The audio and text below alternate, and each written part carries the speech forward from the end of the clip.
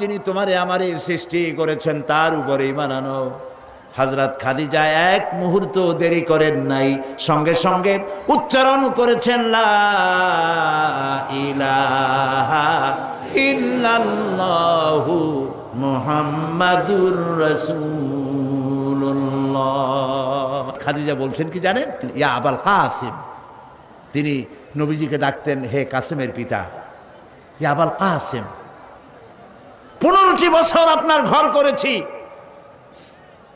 আমার দিল একথা সাক্ষ্য দিচ্ছে আপনি অবশ্যই আল্লাহর নবী, কোনো সন্দেহ নাই। আপনার ভিতরে 15 বছর আমি যে আচরণ দেখেছি সাধারণ মানুষের এই আচরণ হতে পারে না, অবশ্যই আপনি আল্লাহর নবী। সুবহানাল্লাহ। নবী করিম সাল্লাল্লাহু আলাইহি সাল্লাম বলেছেন, আল্লাহর আকাশের নিচে জমিনের উপরে খাদিজার মতো উত্তম মহিলা আর নাই। হযরত আয়েশা বলেন, নবীজি একদিন এক রাতে আমার কাছে ঘুমানো ছিলেন, আমি ঘুম থেকে জেগে দেখি নবীজি নাই। মনে মনে চিন্তা করলাম কোথায় গেলেন, বোধহয় অন্য কোনো স্ত্রীর ঘরে গেছেন। আমি চুপিসারে খোঁজ নিতে লাগলাম, কোনো ঘরে খবর পেলাম না। পরে দেখতে পেলাম রিয়াদুল জান্নার ভিতরে বসে নবীজি 2 হাত উঁচু করে কি যেন বলেন আর কান্দেন। আমি পিছনে গিয়ে হাত তুললাম, শুনতে পেলাম নবীজি মুনাজাত করতে করতে এক পর্যায়ে গিয়ে বলছেন, রব্বুল আলামিন কিয়ামতের ময়দানে যেদিন বাপ তার সন্তান হারায় ফেলবে, মা তার সন্তান হারিয়ে ফেলবে, সন্তান মায়ের চিনবে না, ওই দিন ওই কঠিন হাসরের ময়দানে আমি যেন আমার খাদিজারে হারায়া না যাই। মোনাজাত শেষে হযরত আয়েশা বলছেন, ইয়া রাসূলুল্লাহ, এই একটা বুড়ির বিয়ে করছিলেন, 25 বছর বয়সে 40 বছরের বুড়ি, এই বুড়ির কথা এখনো আপনার মনে জাগে? এর থেকে ভালো কুমারী মেয়ে তো আপনি বিবাহ করেছেন। নবীজির মুখখানা মলিন হয়ে গেল। আল্লাহর নবী বলেন, আয়েশা, খাদিজা সম্পর্কে এমন কথা জীবনে কোনোদিন তুমি আমার সামনে আর এরকম বলো না। কারণ হলো তোমরা সবাই আমার সুদিনের স্ত্রী, আর খাদিজা আমার এমন সময়ের স্ত্রী যখন মক্কা নগরীতে মুহাম্মদের পা রাখার জায়গা ছিল না। সমস্ত সম্পদ উজাড় করে দিয়েছে আমার জন্য, ইসলামের জন্য। না খেয়ে থেকেছে রাতের পর রাত, দিনের পর দিন। আরবের সব থেকে ধনশালিনী নারী, সমস্ত সম্পদ উজাড় করে দিয়েছেন আল্লাহর দ্বীনের জন্য। হযরত আয়েশা বলেন, আমাদের ঘরের ভিতরে তেমন গোশত রান্না বান্না খুবই কম হতো, আধপেটা অনাহারে অর্ধাহারে আমাদের দিন চলতো।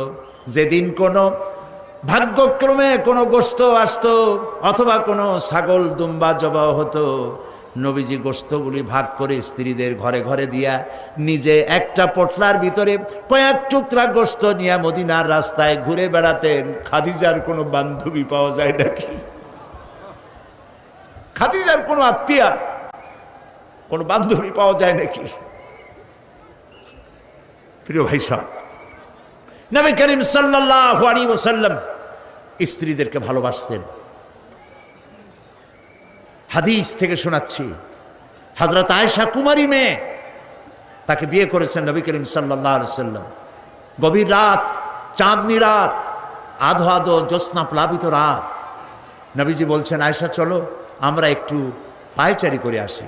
মরুভূমির ভিতরে গিয়ে বললেন, ওই যে একটা জিনিস দেখা যায়, চলো তো দৌড় মারি, কে আগে যায় দেখা যায়। বিশ্বনবী স্ত্রীর মনোরঞ্জনের জন্য দৌড় প্রতিযোগিতা করতেছেন, তাও সুবহানাল্লাহ কইতে ইচ্ছে করে না। দৌড়াইয়া হযরত আয়েশা রাদিয়াল্লাহু তাআলা আনহা তিনি আগে চলে গেলেন, রাসূলুল্লাহ পিছনে পড়ে গেলেন। হযরত আয়েশা খুব আনন্দ করলেন, দেখলেন আপনি কিন্তু দৌড়ে আমার সাথে পারলেন না। বাস এর কয়েক বছর পর আরেকদিন এইভাবে দৌড়ের প্রতিযোগিতা হলো রাতের বেলায়। আজকে হযরত আয়েশা বলছেন, ওই দিনের তুলনায় আমার শরীরটা স্থূল হয়ে গেছে, আমি একটু মুটিয়ে গেছি। দৌড়াইয়া আমি পিছনে পড়ে গেলাম, রাসূল আগে উঠে গেলেন। আমি হাঁপাতে হাঁপাতে যখন নবীজির কাছে গিয়ে দাঁড়িয়েছি, রাসূলুল্লাহ তাবাসসুম মুস্কি হেসে আমার দিকে তাকিয়ে বলছেন, আয়েশা ওই সেই দিনের প্রতিশোধ আজ নিলাম। সুবহানাল্লাহ, সুবহানাল্লাহ। কিসের ইউরোপ, কিসের আমেরিকা, ইসলামী সভ্যতার জুতার কাছেও দাঁড়াতে পারবে না তারা। ওরা আজকে কি বলে, বিশ্ব কি দিবস, নারী দিবস পালন করে। বিশ্ব নারী দিবস, বিশ্ব মাতৃ দিবস, বিশ্ব ভালোবাসা দিবস। বিশ্ব ভালোবাসা দিবস ওদের দরকার, যাদের সারা বছরে কোনো ভালোবাসা নাই, তাদের জন্য একটা দিন ভালোবাসার বনিতা করা লাগে। আমার লাগে না, কারণ আমার জন্মই হয়েছে ভালোবাসার মধ্য দিয়ে। আর দ্বীন ওয়ান নাসিহা, ইসলাম মানেই হলো ভালোবাসা। সুবহানাল্লাহ কও। ইসলাম মানেই হচ্ছে ভালোবাসা। আমার দেশে, মুসলমানদের দেশে বিশ্ব ভালোবাসা দিবসের কোনো প্রয়োজন নাই। বিশ্ব নারী দিবস পালন করা, বিশ্ব কন্যা দিবস পালন করা ওদের দরকার, যার দেশে নারীর কোনো মর্যাদা নাই, যেখানে কন্যার কোনো মর্যাদা নাই, যেখানে মাতৃত্বের পিতৃত্বের মর্যাদা নাই, সেখানে প্রয়োজন। আমার দেশে প্রয়োজন নাই। দিবস পালন করতে করতে এখন কিসব দিবস পালন করতেছে। কালকের পত্রিকায় দেখলাম বিশ্ব পায়খানা দিবস। আমি জানি না আপনারা বিশ্বাস করবেন কিনা, আমার নিজের চোখ দিয়ে দেখছি। নওজুবিল্লাহ, মানে তালাশ করে পায় না, করবে কি। এরপরে দেখলাম ঢাকায় দেওয়ালে লেখা বিশ্ব চিন্তা দিবস। তো বিশ্ব চিন্তা দিবসের এটার থিমটা কি, করবেটা কি? তো যারা আয়োজক তারা বলল যে আমরা ওই বিশ্ব চিন্তা দিবসে রাস্তার মোড়ে মোড়ে বসে চিন্তা করব যে আদৌ কোনো ব্যাপারে আমরা চিন্তা করতেছি কিনা। নওজুবিল্লাহ মিন যালিক। পাগল কি গাছে ধরে? প্রিয় ভাই সব, আল্লাহ রাব্বুল আলামিন নারীর অধিকার দিয়েছে, কোরআন দিয়েছে, হাদিস দিয়েছে। বুক ভরে বলেন আলহামদুলিল্লাহ। প্রিয় ভাই সব, ইসলাম দিয়েছে নারীর অধিকার। রাসূলুল্লাহ বলছেন আদ-দুনিয়া কুল্লুহা মাতাউন ওয়া খায়রুল মাতাইদ দুনিয়া ইমরাতুস সালিহা। এই পৃথিবীর সব কিছু হলো সম্পদ, তার মধ্যে শ্রেষ্ঠ সম্পদ হচ্ছে সালেহা, নেককারিনী, সতীসাধ্যী নারী। আলহামদুলিল্লাহ বলে। আল্লাহর নবী বলেন আমার কাছে তিনটি জিনিস প্রিয়, নামাজ আমার কাছে প্রিয়, সুগন্ধ আমার কাছে প্রিয়, আর স্ত্রী আমার কাছে প্রিয়। সুবহানাল্লাহ। এই তিনটি জিনিস আমার কাছে প্রিয়। আপনার স্ত্রীকে আপনি তো এই জন্য তাকে সম্মান করবেন, ভালোবাসবেন, অনেক কারণ আছে। একটা কারণ তো এই, যেই রাস্তা দিয়ে আপনি জাহান্নামে যেতেন, সেই রাস্তায় আপনার স্ত্রী প্রহরীর মতো রাত দিন দাঁড়িয়ে আছে সেখানে। ব্যাখ্যা দেওয়ার কোনো প্রয়োজন নেই।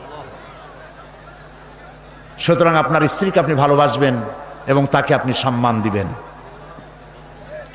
ইসলাম নারীকে অর্থনৈতিক অধিকার দিয়েছে, বলেছে ফাতুহুন্না উজুরাহুন্না ফরিদা, ফরজরূপী দায়িত্ব হিসাবে মহারণার টাকা আদায় করে দাও।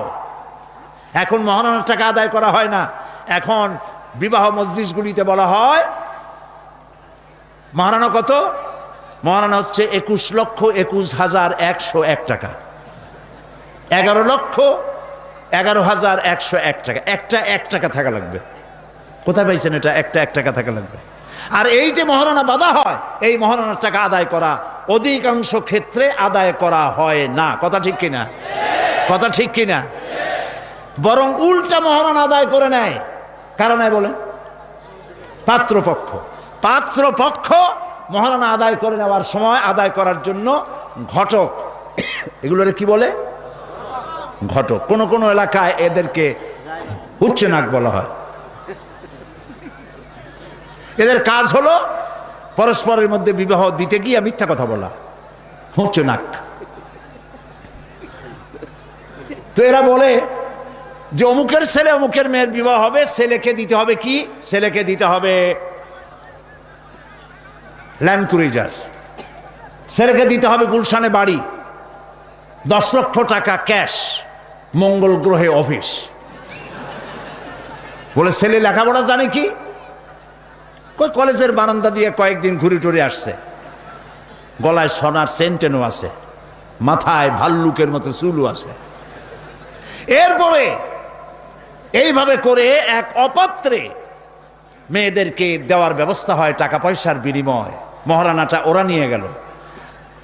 বিবাহে যদি উপহার দেয় শ্বশুর পক্ষ, পাত্র কি বলে কন্যা পক্ষ, পাত্রপক্ষকে যদি সোনা দেয়, দানা দেয়, টাকা দেয়, সব জায়েজ আছে, সুন্নত। কিন্তু চাইয়া নেওয়া যাবে না, দাবি করে নেওয়া, ডিমান্ড করে নেওয়ার নামই হলো যৌতুক। এটার নাম কি? চট্টগ্রামে কি বলে? যৌতুক। এই যৌতুক হলো শ্বশুরের সাথে এক প্রকারের কৌতুক। এইভাবে করে চাইয়া টাকা আদায় করা হারাম। চাইয়া টাকা আদায় করা কি? আজকের এই বিশাল তাফসীরুল কোরআন মাহফিলে আমি জানতে চাই যে এই যাদের ছেলে আজ পর্যন্ত বিয়ে দেন নাই, বিবাহ দিতে গিয়ে কন্যা পক্ষের কাছ থেকে হারাম চাইয়া যৌতুক আদায় করে ছেলে বিয়ে দিবেন না, এই রকমের লোক ওয়াদা করতে পারবেন না? মনে করবেন এই কথা যে আল্লাহ এই মাহফিলে আজকে আসলাম কেন? আচ্ছা দেখি তো, যারা ছেলে বিয়ে দেন নাই তারা ওয়াদা করবেন এই কথা বলে যে আমার ছেলে বিবাহ দিতে গিয়ে যৌতুক এক পয়সা, এক থেকে নিয়ে 1000 কোটি যা হোক, যৌতুক চাইবো না, বিনা যৌতুকে ছেলে বিবাহ দেব। কারা কারা দেবেন? ছেলেওয়ালারা হাত তোলেন তো। ও মাশাআল্লাহ, বাচ্চা পোলাপান হাত উঠেছি কি কামে? তোমরা তো মা ভাও নাই এখন। হাত নামান। জি, ভবিষ্যতে হাত নামান, হাত নামান। আলহামদুলিল্লাহ বলেন। যৌতুক এক সামাজিক ব্যাধি, এই ব্যাধি বন্ধ করতে হবে এবং চট্টগ্রাম থেকেই এটার আন্দোলন শুরু হবে ইনশাআল্লাহ। বলেন ইনশাআল্লাহ। প্রিয় ভাই, সব যারা বিবাহ করে নাই সেসব যুবকদের বিবাহ করা লাগবে কিনা? লাগবে কিনা? হ্যাঁ, ফুর্তি হয়ে একটু জোরেই বলতেছে লাগবে। এই বিবাহ করতে গেলে শ্বশুর যদি ঘড়ি দেয় বলবা আলহামদুলিল্লাহ, যদি শেরওয়ানি দেয় আলহামদুলিল্লাহ, যদি কিছু না দেয় নাউজুবিল্লাহ, নাকি? তাও আলহামদুলিল্লাহ। বরং তুমি কেন ফকিরের ছেলে ফেলে না তো? তোমরা যুবকদের বলতেছি, ফকিরের বলাবান না তো। তো বউ ওই কি বলে, যারে বিবাহ করবা সেই শ্বশুর বাড়ির টেলিভিশন না হইলে দেখা যাবে না তুমি কি খয়রাতির পোলা। যদি এখন তো দেখতেই হয়, তো বউয়ের বাপের কাছ থেকে টেলিভিশন না নিয়া মসজিদ গুলার সামনে শুক্রবার দিন থাল পাতে বসে যাইও। তাও কন্যা পক্ষের কাছ থেকে চাইয়া নিবা না। কিছু দিলে আলহামদুলিল্লাহ, না দিলেও বিনা যৌতুকে নিজের পায়ে দাঁড়াইয়া চাকরি করে বিয়ে করবা। চাকরি কামাই রোজগার না করিয়া নিজে বাপের হোটেলে খাও, আরো একজন আনিয়া মেহমান বানাইও না। কাজ করবে, চাকরি করবে, ব্যবসা করবে, তারপরে নিজের টাকা দিয়া, বাপের টাকা দিয়া বিয়ে করিয়া বউরে রানী বানাইয়া ভালোবাসার সিংহাসনে বসাবে, তাকে কোনো কিছু খোটা দিবে না। এটা এই জন্য বলি, বাংলাদেশে একটা কি বলে ওটাকে, যৌতুকের একটা গরু দেওয়া হয় নাই, টেলিভিশন দেওয়া হয় নাই বলে গরুর মতো পিটিয়ে স্ত্রীকে হত্যা করা হয়েছে। হাজারো ঘটনা বাংলাদেশে আছে। বিনা যৌতুকে বিয়ে করবে যে সব বীর তরুণ চট্টলার যুবকের এবার হাত উঁচু করে দেখাও। ও মাশাআল্লাহ, এখন তো দেখা যায় কেউ বিয়ে করে নাই।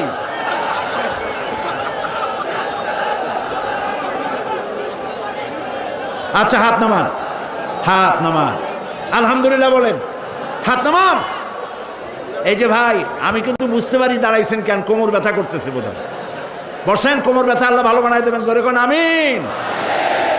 আরে ভাই, বসতে বলছি, বসেন। কোমর ব্যথা হলে তো আমারও করবে, আমি তো বসা। বসেন, সবাই বসেন। প্রিয় ভাই সব, তাহলে একটি বড় রকমের অপরাধ থেকে চট্টগ্রামকে মুক্ত করার জন্য আন্দোলন শুরু করা হলো। বলেন আলহামদুলিল্লাহ।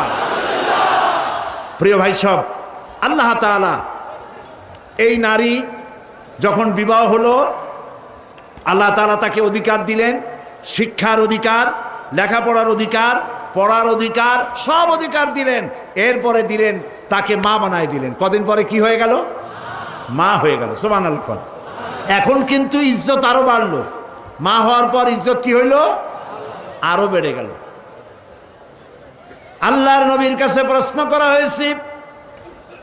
এক সাহাবী এসে বলছেন, সালা রাজুলুন ইয়া রাসূলুল্লাহ মান আহাক্কুন নাস বিহুসনি সাহাবাতি ক্বালা উম্মুক ক্বালা সুম্মা মান ক্বালা উম্মুক ক্বালা সুম্মা মান ক্বালা উম্মুক ক্বালা সুম্মা মান ক্বালা আবুক। সুবহানাল্লাহ।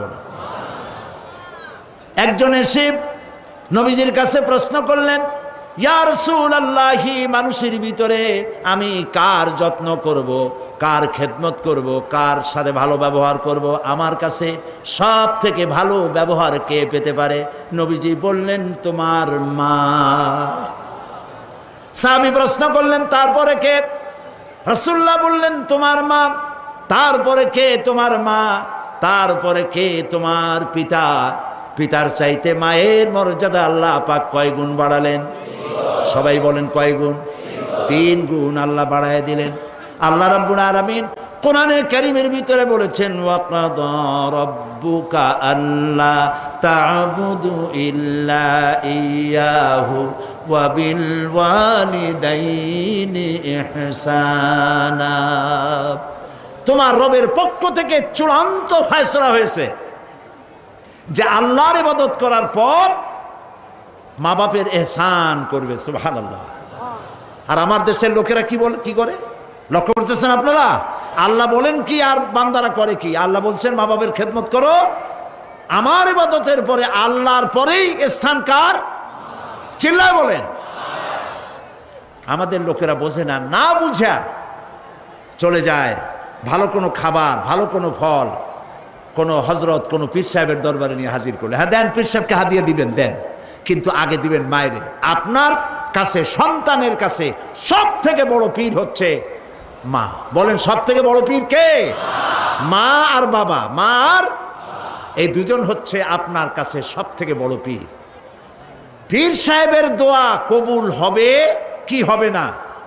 আলেম সাহেবের দোয়া কবুল হবে কি হবে না? সন্দেহ আছে। 50-50। দোয়া কবুল হইলেও হইতে পারে, না হইলেও না হইতে পারে। কিন্তু মা বাপ যদি দোয়া করে, আল্লাহর দরবারে দোয়া মঞ্জুর হয়ে যায়। 100% দোয়া কবুল হয়ে যায়। সুবহানাল্লাহ বলে। প্রিয় ভাই সব,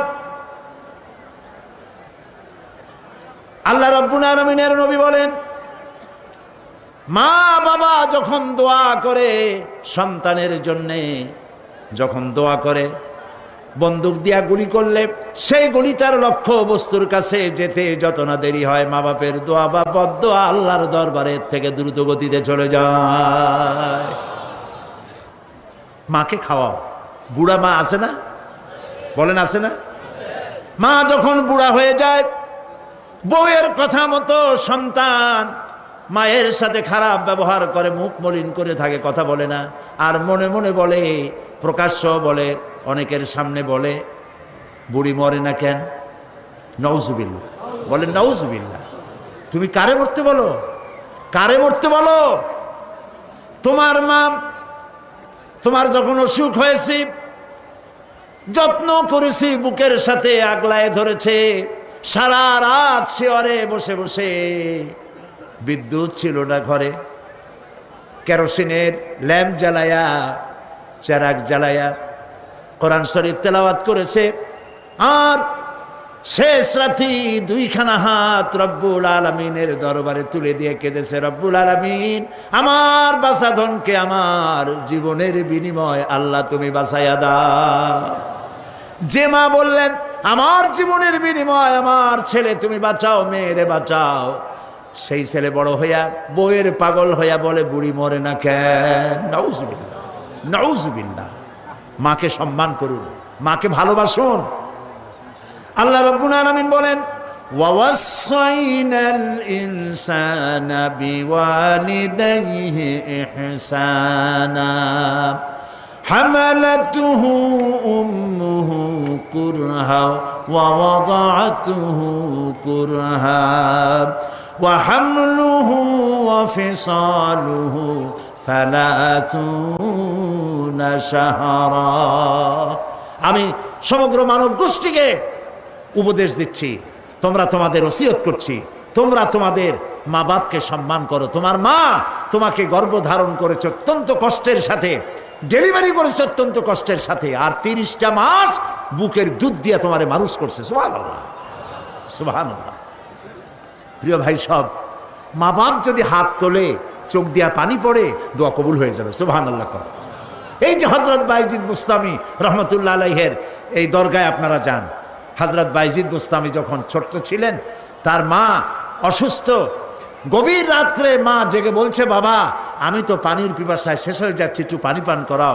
বাচ্চা দেখলেন ঘরের মধ্যে পানি নাই, বাইরে কোথাও থেকে পানি জোগাড় করলেন, এসে দেখেন মা ঘুমায় গেছে। শীতের রাত, বাচ্চা দাঁড়ায় আছে পানি নিয়ে। ফজরের সময় মায়ের ঘুম ভেঙেছে, তাকিয়ে দেখে বাইজিদ দাঁড়ানো। বাইজিদ তুমি দাঁড়ানো কেন, কাঁপতেছো কেন? ছেলে বলছে, মা আপনি পানি চাইছিলেন। তা পানি চাইছিলাম, তা কি হয়েছে? তা আমি তো ঘরে পানি পাই নাই, দূরে গিয়ে পানি আনছি, আনি দেখে আপনি ঘুমাই গেছেন, আমারই উঠাও নাই কেন? আপনার ঘুমের ক্ষতি হবে। তা তুমি নিজে ঘুমাও নাই কেন? এই জন্য যে আপনি জায়গায় যদি আবার পানি চান আর সময় মতো না দিতে পারি, তাহলে তো আপনার কষ্ট হবে। সেই জন্য মা আমি দাঁড়ায় রয়েছি, আপনি পানি খাবেন, সেই পানি নিয়ে।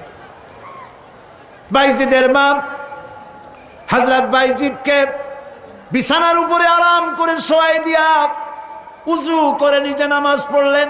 নামাজ আদায় করে দুইখানা হাত আল্লাহর দরবারে তুলে ধরে বলেন, রব্বুল আলামিন, আমি বাইজিদের মা, আমার ছোট্ট বাইজিদ আমার জন্য যে কষ্ট করেছে আজ, তার এই কষ্ট দেখে আমার কলিজা ঠান্ডা হয়ে গেছে। আমি মা হয়ে আমার বাইজিদের জন্য দোয়া করি, রব্বুল আলামিন আমার বাইজিদকে তুমি সুলতানুল আরিফিন বানায়া দাও। দোয়া মঞ্জুর হয়েছে না হয় নাই? সুবহানাল্লাহ। প্রিয় ভাই সব, এই জন্য মা বাপকে সম্মান করতে হবে, মহব্বত করতে হবে এবং তাদের জন্য দোয়া করতে হবে। দোয়াটা আল্লাহ শিখাই দিয়েছেন। এমনকি মা বাবের সামনে চোখ মোটা করে কথা বলবে না, চোখ মোটা করে মা বাবের সামনে কথা বলবে না। আল্লাহ ইচ্ছা করলে চোখ অন্ধ করে দিতে পারেন। পীরের সামনে যত গিয়ে মহব্বত করে ঘাড় কাট করে বসো, তোমার বড় পীর, তোমার মা, তোমার বাবা, তাদেরকে শ্রদ্ধা করো, সম্মান করো, কলজা দিয়ে মহব্বত করো। মা বাপকে একটা কথা বিশ্বাস করুন, মনে রাখেন, মা বাপকে যে যত বেশি সম্মান করবে, মহব্বত করবে, মর্যাদা দেবে, তার জীবনে সম্মানের আর রুজির কোনো অভাব হবে না, হবে না, হবে না। আল্লাহ তাআলা বাড়ায় দেবেন। সুবহানাল্লাহ। আল্লাহ দোয়া শিখাই দিচ্ছেন, বান্দারে মা বাবার সামনে শক্ত করে কথা কইস না, ওয়াকুল লাহুমা কাওলান কারীমা, মা বাবার সাথে সম্মান সূচক কথা বলো আর আমার কাছে দোয়া করো। কি বলে? আল্লাহ রাব্বুল আলামিন দোয়া শিখাই দিচ্ছেন, রব্বিরহামহুমা কামা রাব্বায়ানি সাগীরা। সবাই পড়েন, রব্বিরহামহুমা কামা রাব্বায়ানি সাগীরা। আবার পড়েন, রব্বিরহামহুমা কামা রাব্বায়ানি সাগীরা। আল্লাহ তাআলা শিখাই দিলেন, বান্দারে দোয়া কর, আয় আমার রব, আমার মা বাপ আমাকে যেমন ছোটবেলায় স্নেহের কোলে লালন পালন করেছে, মাবুদ গো তুমি আমার মা বাপকে সেইভাবে তোমার রহমতের কোলে লালন পালন করো। আল্লাহ দোয়া শিখাই দিচ্ছেন। এই দোয়া প্রত্যেক নামাজের পর আপনারা পড়বেন। মনে থাকবে ভাই? জোরে বলেন, মনে থাকবে?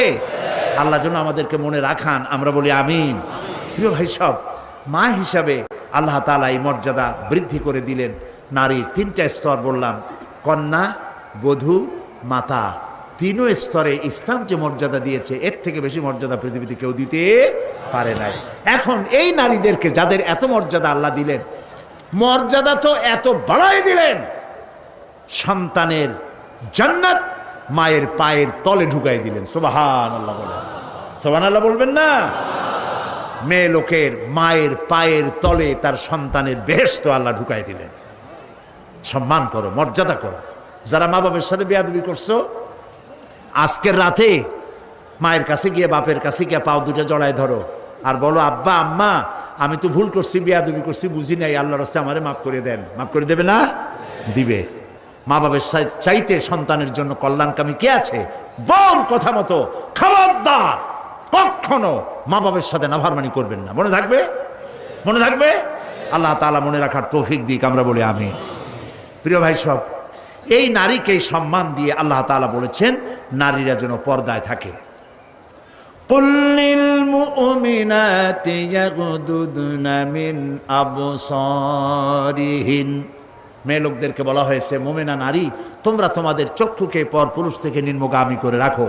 ওয়াহফাজনা ফুরুজাহুন্না, আর তোমাদের যৌনাঙ্গ সমূহ এগুলিকে তোমরা হেফাজতে রাখো, এগুলি লজ্জাস্থান সমূহ হেফাজতে রাখো, যা মানুষকে দেখিও না। ওয়াকারনা ফি বুয়ুতিকুন্না ওয়ালা তাবাররাজনা তাবাররুজাল জাহিলিয়াতিল উলা, আর তোমরা তোমাদের ঘরের মধ্যে থাকো ওই জাহিলিয়াতের যুগে যে ধরনের সাজসজ্জা করে রাস্তায় বেরোতো, ঠাক ঠমক করত, রূপচর্চা করত মানুষের সামনে, পরপুরুষের সামনে, জাহিলি যুগের মতো তোমরা বেরিও না। কে বলতেছেন? আল্লাহ বলতেছেন, আল্লাহ পাক বলছেন ওয়াকারনা ফি বুয়ুতিকুন্না, ঘরের মধ্যে থাকো। এই ঘরের মধ্যে থাকার অর্থ কিন্তু এই নয় যে ঘরের মধ্যে পড়ে থাকো, লেখাপড়া করো না, চাকরি বাকরি করো না, এটা কিন্তু নয়। বরং নবী করিম সাল্লাল্লাহু আলাইহি ওয়াসাল্লাম মহিলা সাহাবীরা ব্যবসা করেছেন।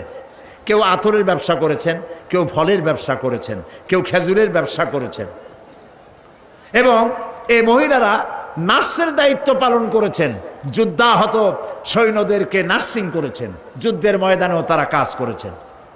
কাজী ঘরের মধ্যে থাকো, তার অর্থ হলো ঘরের মধ্যে যে পরিবেশটা থাকে পর্দার পরিবেশ, যখন বাইরে যাবে তখনও এই পর্দার পরিবেশটা নিয়ে যাবে। যখন বাইরে যাবে বোরখাটা পরে যাইও, বোরখাটা পরলে ওইটা একটা ঘরের মতো, বোরখার দরজাও আছে, জানালাও আছে, আছে না? যেখানে সুযোগ আছে জানলা খুলে দেন, মুখের কাপড়টা উঠাইয়া দেখেন যেখানে সুযোগ আছে, আর যেখানে সুযোগ নাই জানলা বন্ধ করে দেন, ঠিক না? এই বোরখা পরতে বলা হয়েছে, বোরখা পরে চলবেন। এই বোরখাটা একটা নিয়ামত। বাংলাদেশ নিয়ে কথা বলি, এই বাংলাদেশে আজ পর্যন্ত যত নারীর মুখে অ্যাসিড পড়েছে, একটা দৃষ্টান্ত চাই। আপনারা বলেন আমাকে যে বোরখা পরা একটা মেয়ে লোকের মুখে অ্যাসিড পড়েছে, প্রমাণ দেন। পারবেন প্রমাণ দিতে? পারবেন? কেন পারবেন না বলেন? কারণটা কি? কারণ হলো এই, মেয়ে লোকটা যখন বোরখা পরল সে আল্লাহর হুকুম পালন করলো। কার হুকুম পালন করেছে? আর তখন আল্লাহর দায়িত্ব হয়েছে নারীর সতীত্বের এবং তার শরীরের হেফাজতের দায়িত্ব নেওয়া।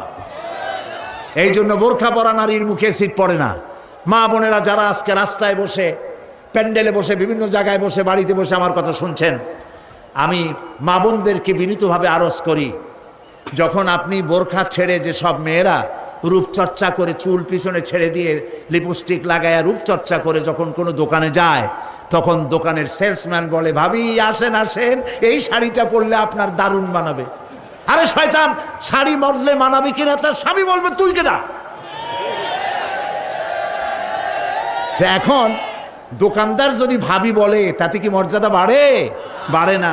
আপনি দেখেন বোরখা পরেন, চাদর পরেন, দোকানে যান, দোকানি বলবে খালাম্মা, চাচি আম্মা, বসেন বসেন, সম্মান করে বসতে দেবে এবং আপনার সামনে কাপড়গুলি খুলে ধরবে যেটা আপনার প্রয়োজন নেবেন। তাহলে বোরখায় কি সম্মান কমায় না বাড়ায়?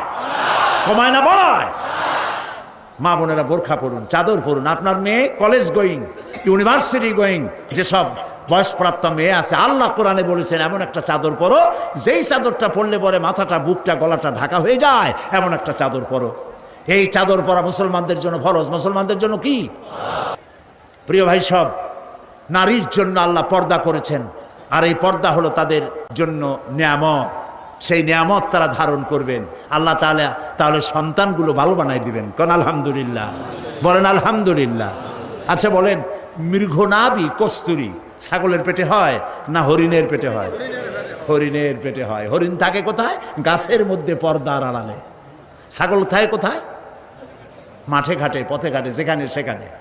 কাজে ছাগলের মৃগনাভি তো ভালো, দড়ি ধরলেও গোসল ওয়াজিব হয়ে যায়, দুর্গন্ধের খেলা। আর জঙ্গলের ভিতরে হরিণ থাকে, মৃগনাভি কস্তুরী আল্লাহ দান করেন, যার সুগন্ধ এখানে নাড়া দিলে সারা মাহফিল বিমোহিত হয়ে যাবে। আল্লাহ নিয়ামত, পর্দায় থাকে। নারীদেরকে আল্লাহ পর্দায় থাকতে বলেছেন। এই পর্দায় থাকলে পরে কস্তুরী সম সন্তান আল্লাহ দান করবেন। আর যদি পর্দায় না থাকেন, যে সন্তান হবে হবে মিস্টার বল্টু বাবু, মন্টু মিয়া। ভয়ের চোটে মানুষ অস্থির, তার চোখ গর্তের ভিতরে কি খাইছে, চোখ গেছে গর্তের মধ্যে। 2 কেজি চাউল মাফা যায় 2 চোখে, চুল মাথা দিয়ে ঝুলানো। প্যান্ট পরছে, সে প্যান্ট পরা অবস্থায় সেলাই করছে না কেমনে করছে আল্লাহ জানে। জুতার মধ্যে এত বড় বড় লোহা বটন লাগানো, গলায় এত বড় মোটা সেট, জাহান্নামের আগেই সালাসিলা ওয়া আগলালাম ওয়া সাইরা, জাহান্নামের শিকল আগেই পড়ছে গলায়। রাস্তায় মানুষে দেখে আর বাপ বাপ করে পলাইতে থাকে, বলতে থাকে আল্লাহ এই শয়তানেরে গজব দাও, এই শয়তানেরে যে মায় পেটে রাখছে তার কলেরা দাও, ওর বাপেরে বসন্ত দাও। আর ছেলে যদি ভালো হয়, মানুষে দোয়া করে, আরে এই ছেলেটা এত ভালো, আল্লাহ এই ছেলেটির প্রতি রহম করো, এই ছেলের যে মায় পেটে রাখছে সে মায়ের রহম করো, ওর বাপের রহম করো। সুবহানাল্লাহ। নেক সন্তান পাওয়ার জন্য পর্দায় থাকা আপনার জন্য জরুরি। মা বোনেরা পর্দায় থাকুন এবং নিজের সৌন্দর্য পরপুরুষকে দেখাবেন না। আপনার সৌন্দর্য আপনার পিতার জন্য নয়, ভাইয়ের জন্য নয়, ছেলের জন্য নয়, কারোর জন্য নয়, শুধুমাত্র একমাত্র কেবলমাত্র স্বামীর জন্য। সুবহানাল্লাহ, আলহামদুলিল্লাহ, লা ইলাহা ইল্লাল্লাহ, সুবহানাল্লাহ, আলহামদুলিল্লাহ, লা ইলাহা ইল্লাল্লাহ, ইয়া আল্লাহ, ইয়া রহমান, ইয়া রহিম, ইয়া হাইয়ু, ইয়া কাইয়ুম। সবাই পড়েন, ইয়া আল্লাহ, ইয়া রহমান, ইয়া রহিম, ইয়া হাইয়ু, ইয়া কাইয়ুম। ইয়া আল্লাহ, ইয়া রহমান, ইয়া রহিম, ইয়া হাইয়ু, ইয়া কাইয়ুম। ইয়া আল্লাহ, ইয়া রহমান, ইয়া রহিম, ইয়া হাইয়ু, ইয়া কাইয়ুম। আল্লাহুম্মা আমিন। ربنا ظلمنا أنفسنا وإن لم تغفر لنا وترحمنا لنكونن من الخاسرين